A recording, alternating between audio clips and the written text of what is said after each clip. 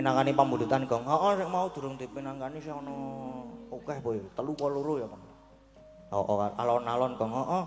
Ki engko jam 2:30 harus tancap kayon. Ya. Ki bar iki lagu-lagu sik tak tilakane apa wae to mau ki aku lali ya. Ana endi mau? Kopi wengi, kamu pun digantos mau. Sing niki muga nyawiji niki digantos kan, soalé dereng pemanasan. Terus ana iki karo tembang kangen. Ya karo tembang kangen kuwi, Gong. Heeh. Arep sing endi sik, Gong? Ah, manut. Kowe arep minangkani sing tembang kangen apa sing iki mau sing muga nyawiji diganti. Ya aku manut kowe, Gong. Wah, lah aja manut aku. Aku ki wong ra iso digugu kok dinut. Menengo to kowe iki? Ya manut Kang Gareng sing paling tuwa. Nah, ngono kuwi lah ya malah. Aku ki ya. Aku nek ora sapa ya? Tembang kangen ki engko sik lah. Sing nyawiji kuwi diganti sing alus-alus. Ya mene iki nek langsung di nek tembang sing apa jenenge grumbyang-grumbyang ki ora nges. Ah iya, ya arep diganti apa? Ah diganti ular kambang. Wah, nyamleng iki engko Kang. Ah iya aku nek alus-alusan mau aku. Sing keparengnya karo sapa? Aku nek ular kambang ki sapa ya? Bu Wahyu. Bu Watu wis nek kon nguler kambang jan asik menanyes. Ya. Di nganu Gong, di nganu Gong. Di apa jenenge? Disapa, heeh. Iki durung Bu Watu, anu Bu Wahyu. Nggih, Dalu. Sugeng dalu, Pak Dalang, Mas Dalang. Dalu. Kok Bu Watu pripun to? Pripun? Kok Watu pripun to? Jenenge typo ki. Kleru ngomong ki typo. Oh, typo. Heeh. Ngomong nggih iso typo to? Iso wae. Aku ngomongan nganggo autocorrect keyboard barang iso kok. Oke, siap. Dalem Mas, pripun? Apa jenenge mau? Apa kuwi ular kambang? Nggih. Nggih, ular kambang dienggo tombo capek. Heeh.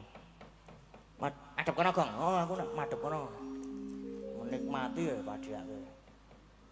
Mangga ku Wahyu. Becik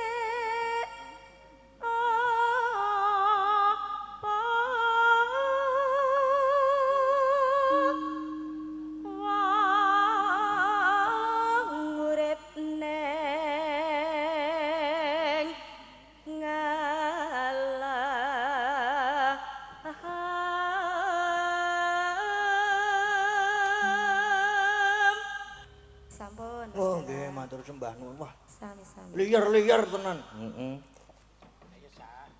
Saiki lagu kedua. Ya, apa Gong? Ayo kowe sik no.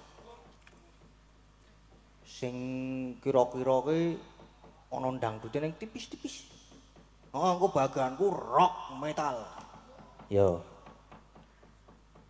Neng nek apa jenenge ana dangdute tipis-tipis ngono ki kudune iki duet. Duet iki penak iki, Gong. Heeh. Duet apa arepan? Wah ya sik engko manut gampang kok tak milih ya. Sing penting duet sik, golek sing lanang karo sing wedok dadekke siji. Nah. Sapa sing lanang sapa, sing wedok sapa? Sing lanang ku ya gandeng iki mau sore iki sing nyimping iki kakangku lanang. Mau limbukan wis nglungani wedi dideke to saiki gara-gara malah orang lungane. Iki sing nyimping iso rapine koyo ngono kuwi nek ora kangkangku gadang iki. Ayo. Ayo kon ngadeg. Lah kaya iki nek ngadeg iki bendina san. Wis kerep nek ngadeg kok kaya iki. Ngadeg tok ning ora kelakon. Ora opo to Gong ngomong napa mbuh.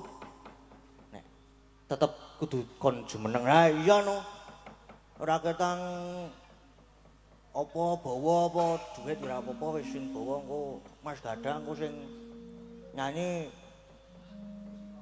sing engko dipilih. Yo.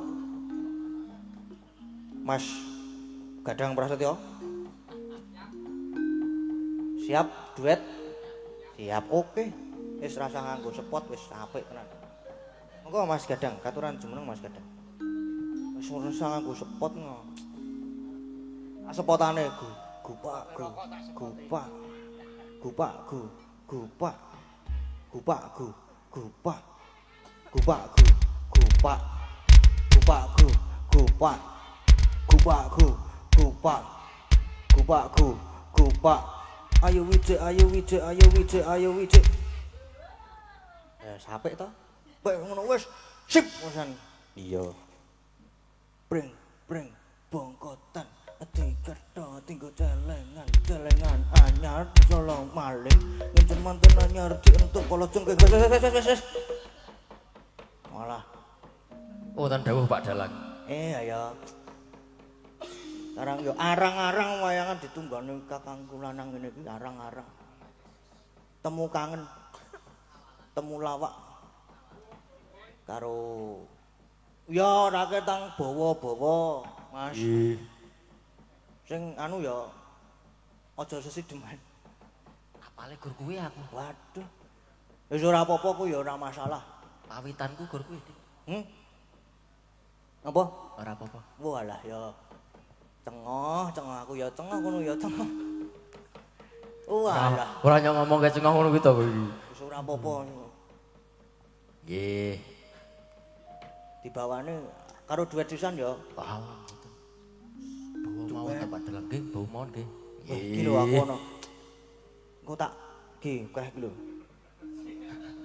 Tisu. Lah iya sing muni duit ya sapa? Kowe mayang kok nganu tisu Ding. Nyambi kok. Oh ya. Nyambi ngelapi rai iki lho maksudnya. Keringetan to, gembrobyos. Nggih. Du. Ampun saru ya Pak Dalang. Ora aku arep saru aku. Nggih. Aku wong baik-baik aku. Wong baik-baik ki ora tau saru. Ha iya. Nek ora ngertine kowe ora saru ya geng heeh. Nek ngerti wujudku sing sak tenane. Wah, bahaya tenan. Iya.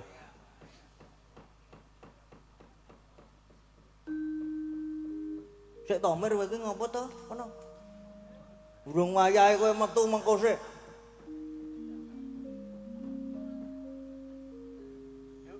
Apa harapan? Nyon belok barang. Oh, belok. Ya, belok barang. Oh. Oke. Beres. Singkong dan keju. Nah.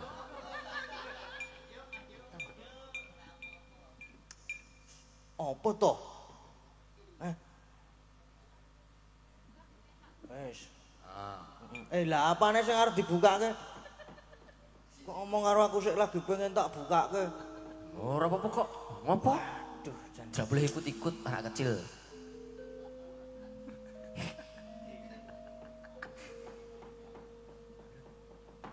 Bawa apa arepan, Mas?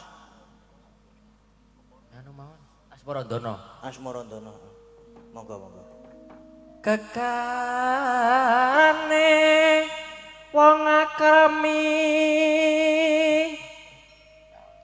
tutu pondo tutu rupa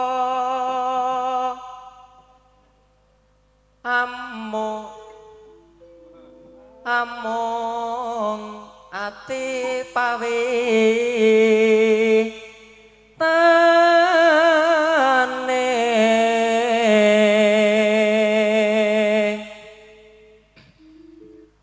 luput pisan kena pisan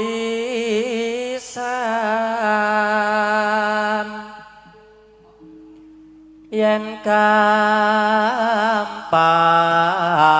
gampang luwih gampang yen angel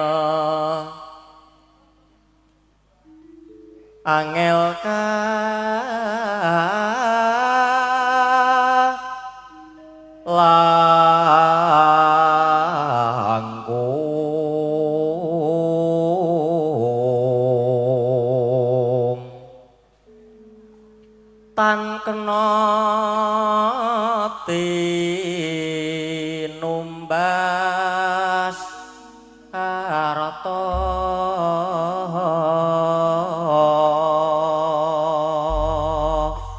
sampun Wis sekalian ya. apa Sekalian arep jenang gula ya kena. Sak jenang gula diduetke ya. aku ora Hah? Wah, ana teknologi Google. teknologi ya Iya. ya Duet ya? Ih. Nggih, siap milih arep sapa? Arep sapa? eling-eling ayo Mbak Agnes Waduh, ya. oh apa tuh Ngono kuwi kok. Kowe marah-marah. nyeneng-nyeneng ke si Om Iya. Lah karo kowe iki barang kok. ayo Saka sapa? Arep Mbak golek sing Agnes. kaya ngopo apa jenang gula? hah Heeh, wis sak-sake lah. Arep jenang gula. jenang gula Oh ya, nggih. Sopo sik? Lah ya manut ya. enten-entenan to terus ana Ya wis aku sik. Nah, biasane aku sik. yo Aku ilang. adem itu Hah? enggak Pak matur sembah nuwun Matur sembah nuwun nggih, Mas Mas Gadang, Geding nggih. matur sembah nuwun Mbak Agnes Yes. Saiki mau wis jenang gula. Oh, saiki kowe gong aku. Ya. Kalau aku tak minangkani pamundutan tembang kangen. Tembang kangen, heeh. Sing cekar sapa? Sapa ya sik? Mbak Orisa ya ora apa-apa, ya. Wis ora apa-apa. Heeh, Mbak Orisa wae sip. Jos.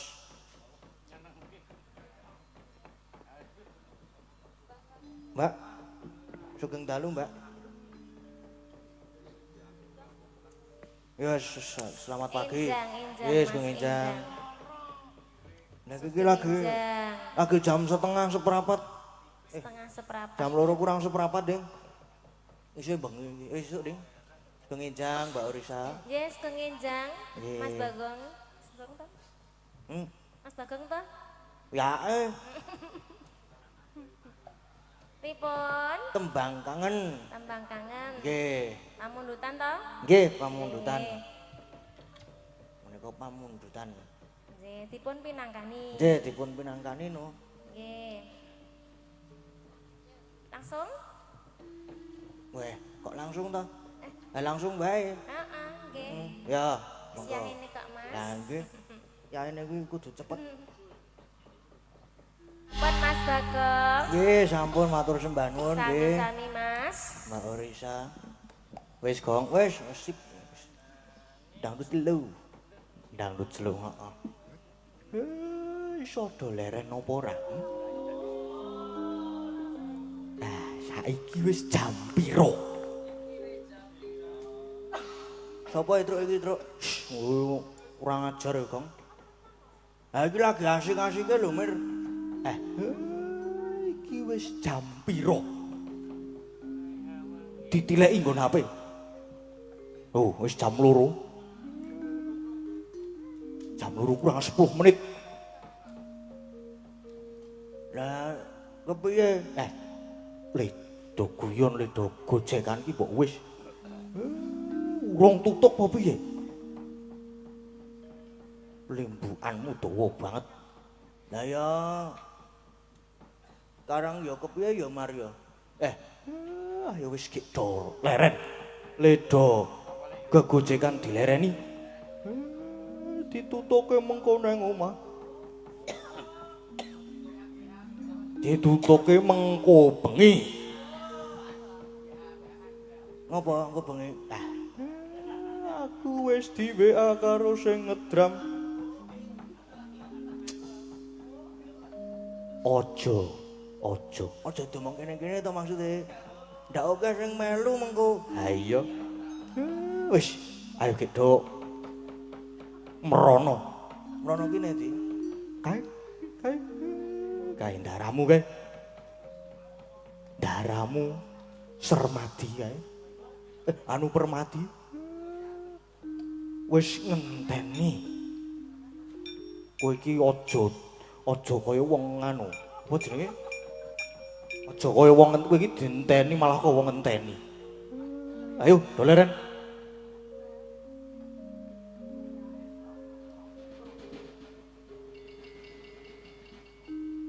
Aduh iyung. Mudar. Nubruk kepura. Aku mlaku karo merem. Wis ngantuk ayo Gek ditutke. Ayo. Ayo Gek ditut mesakake mengko nek nabraki macem-macem. Nganggo apa iki Lirono? Nganggo playon Jogjas. Nganggo playon Jogjas wae ya. Ngono tenan nganggo playon Jogjas. Heeh. Wis ayo Gek entar rasane tak kesuwen. Ayo Pak tak derekke Pak.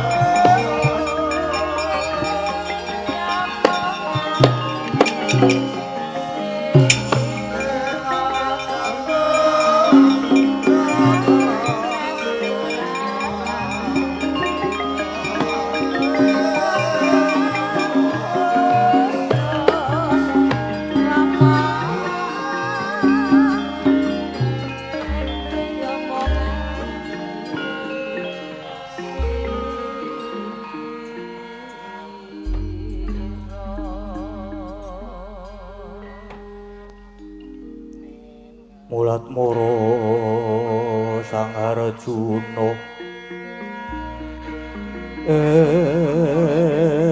munya kang kamanungsan kasrepan tinggaing mungsu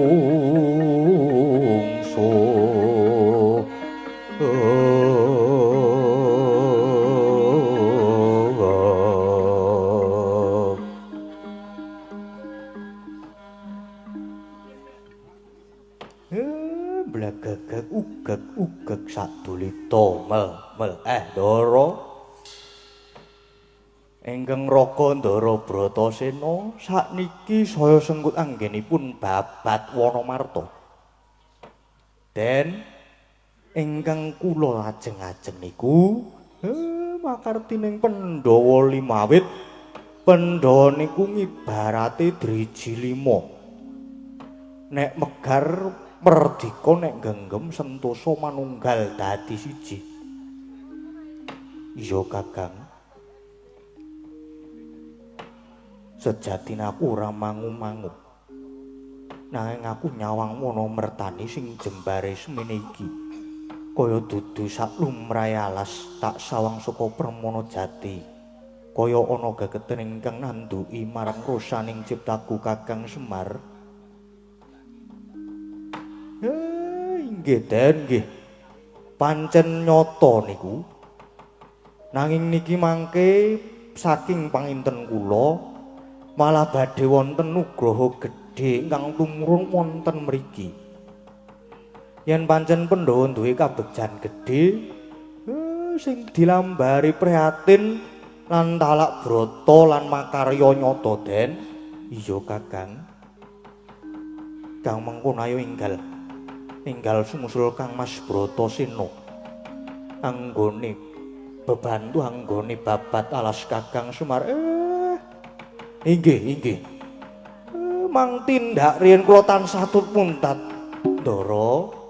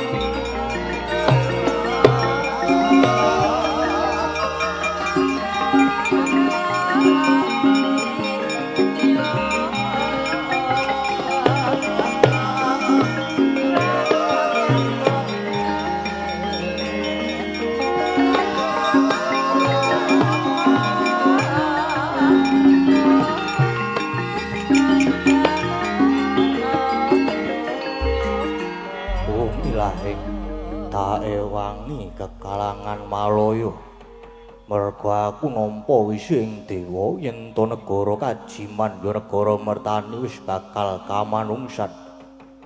Tegese bakal ana wah-wahan kahanan. Mertani sing katone wujude alas gung liwang-liwung nanging sejatine gumlaring negara Mertani. Nanging aku Begawan Anggara Warna, ya Begawan Wilwuk. Rumangsa duwe kewajiban ngreksa Wanamarta iki. Kelingan lelakon pirang abad kapungkur, aku iki maune ratu ing Mertani jejuluk Prabu Anggara Warna. Nanging nalika semana merga saka pangamu ing Karung Kala kang Bandadok lawan Balasrewu ya Bathara Wisnu. satemah bumi horeg aku banjur ngrungkepi marang putraku lima ya kuwi Yudhistira, Dandunwacana, Dananjaya lan Nekula Sedewa. Ewa semono aku malah banjur disotke wulun padha wenang dadi wujute naga. Parandene aku isih dikeparengake madeg pendhita mapon ning pertapan Pring Cendani. Yo, kalenggan iki aku wis nampa wisiking dewa. Yen to mertani bakal kababar eling dawuh pangandikaning wulun padha wenang. Lamun aku ketemu satriya panengah Pandhawa ya kuwi kang minangka dadi sarana babaring lelakon iki. Wah, yen ngono tak golekane satriya pamadyaning Pandhawa.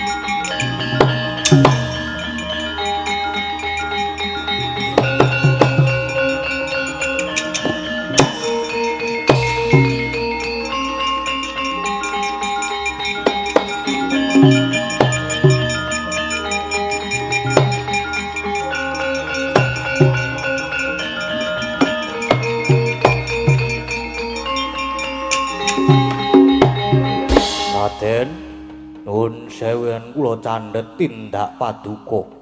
Iya, panjenengan kuwi sapa?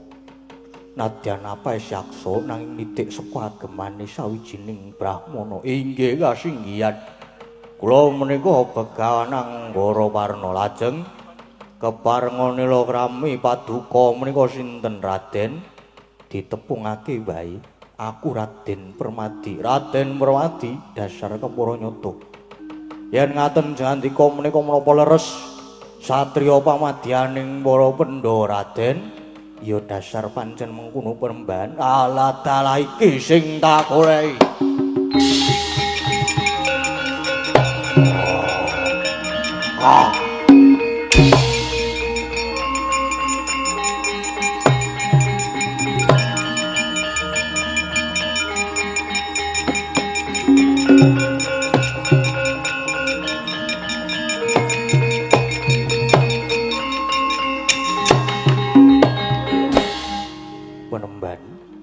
Bareng aku alaka lamun pamadyaning Pandhawa.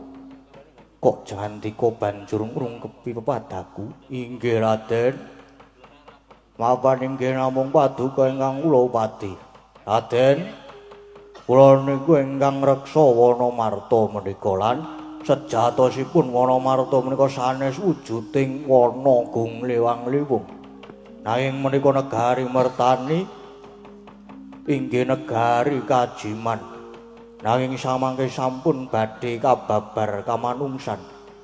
Krana kula nampi wisiking dewa inggih lumantar jangandika Raden Permadi menika ingkang dados sarana. Ingkang mekaten kula gadah pusaka 3 cacahipun monggo kula aturi nampi Raden Arjuna.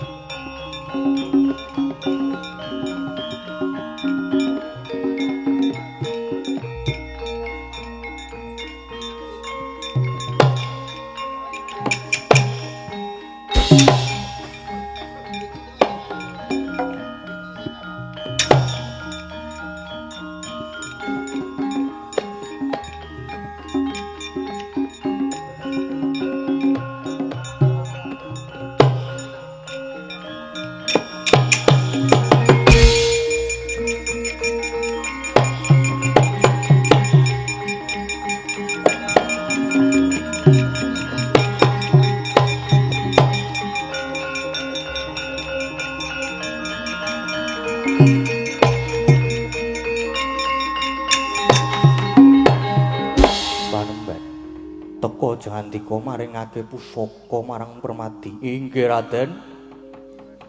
Menika kangge sarana dene pusaka menika nami tunggal Jayeng Katon utawi Lisah Pranawa. Dene dayanipun yen dipun usapaken netra saged prisa. Saged prisa wujudan ingkang boten kasat. Ingkang nomor kalih menika watu timpuru. Dayanipun menawi kabalangaken saged mangsulaken dhateng wujud duing muni mula bukanipun. Yang kaping 3 menika oyot bayura. Menika saged kangge piandel monggo Raden.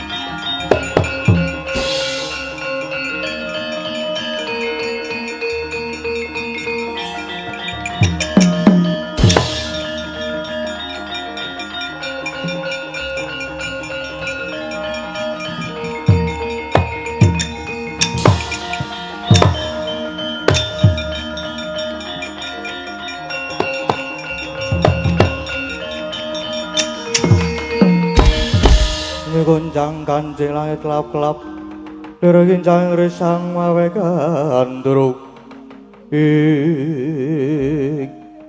anakku ger punta lan kowe kembar inggih Bu wonten dawuh inggih Bu inggih Ibu kadangmu Bratasena tumandang babat Wanamarta nanging punipun antuk sasmitaning Jawata menawa bakal ana nugraha gedhe tumrap anak-anakku para Pandhawa nanging srananing lahir angudi kardi ing batin ngesti marang Hyang Agung kula Pandhawa putrane Prabu Pandhu bocah 5 manunggal dadi siji ibarate driji 5 yen megar merdika yen genggam santosa inggih Ibu. Nyuwun pangestu Ibu, ayo kembar enggal sumusul marang Kakang Dimas Werkudara.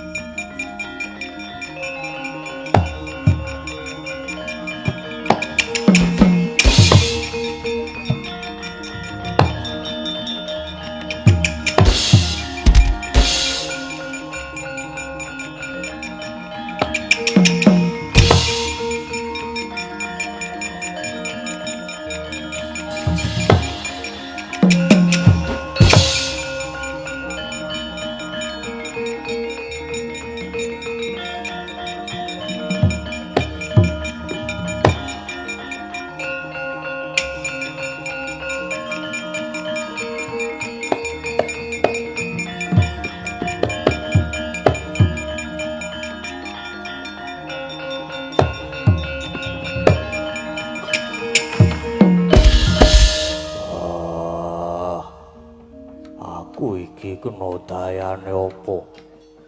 Ora iso mubah, ora iso musik.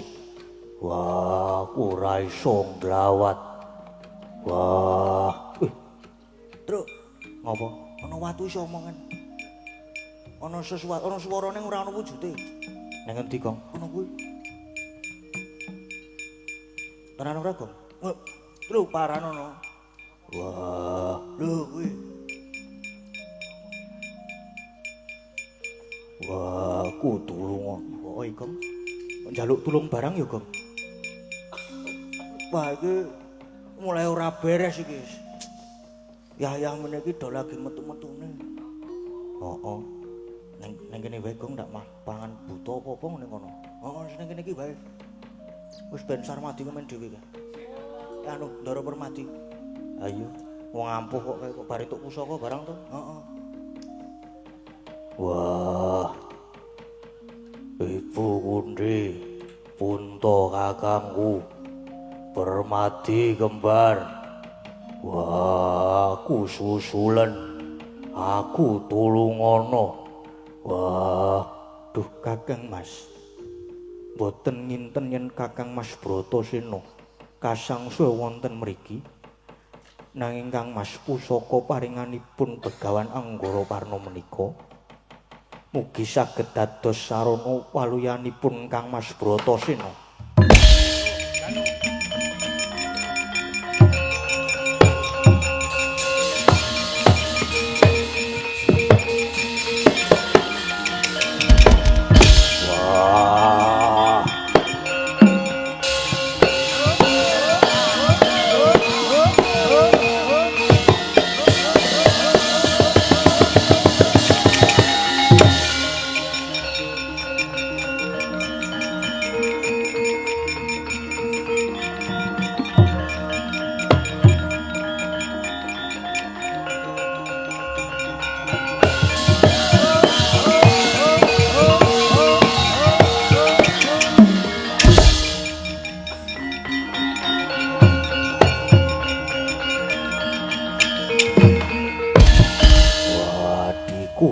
Bagus Permadi.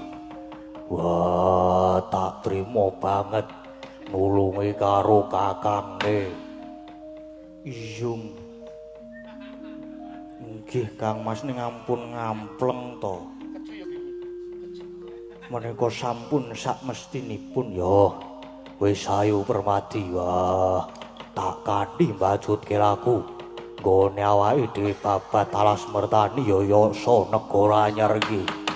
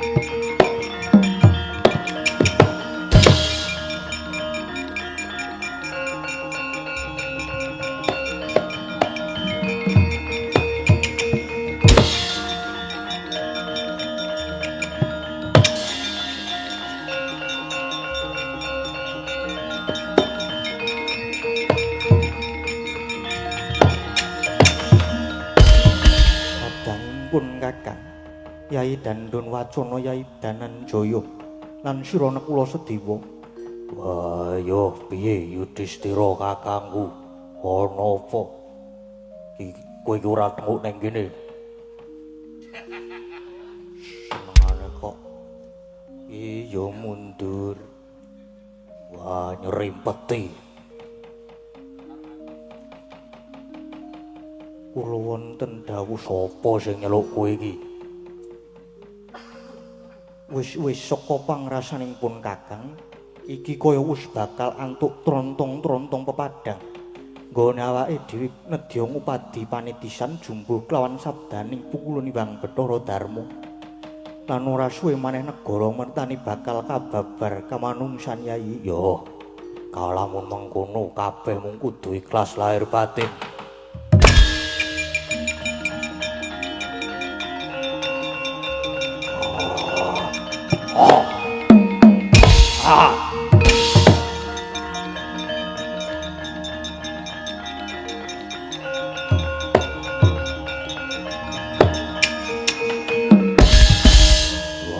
dadi patih gedene Ranjamak ning kene.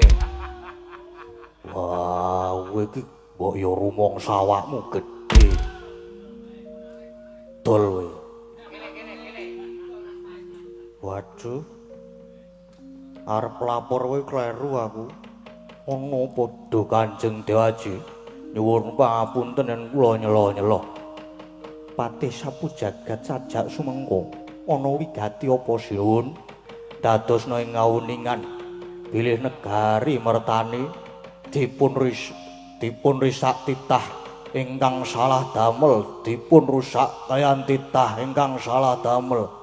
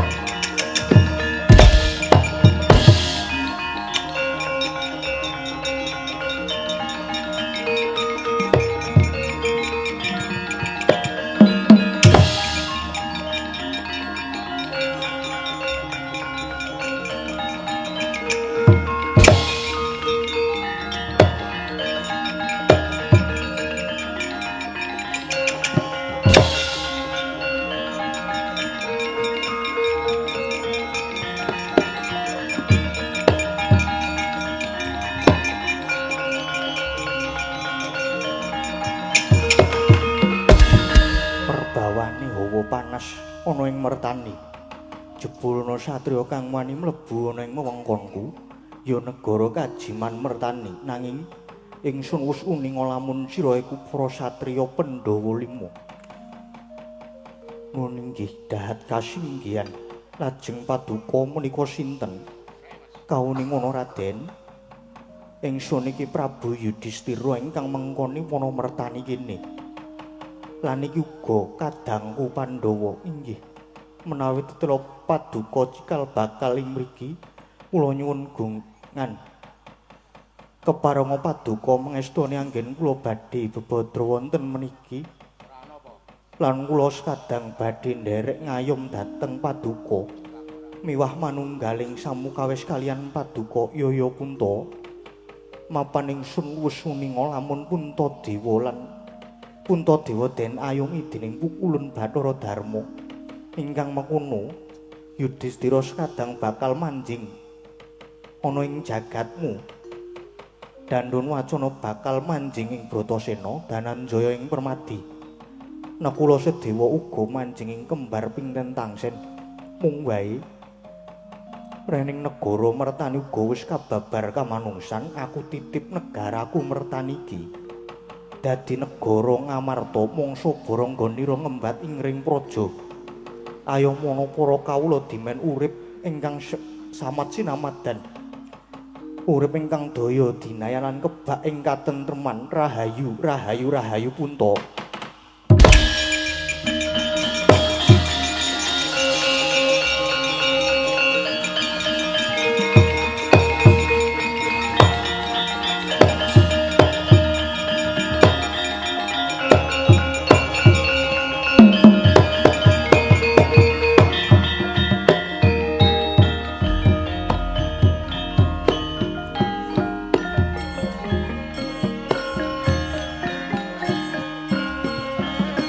Mangkah semanten Boro Pamirsa.